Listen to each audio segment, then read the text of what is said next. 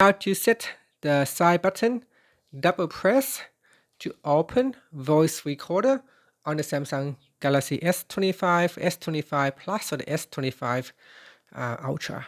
First, tap on the home button to return back to the home screen.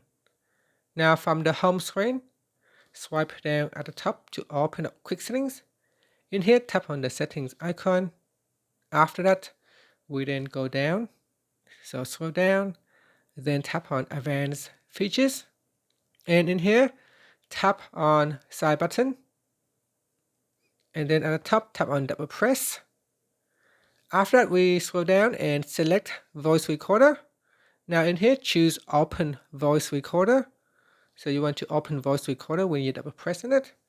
Here, we're going to go back to the home screen by tapping on the home button.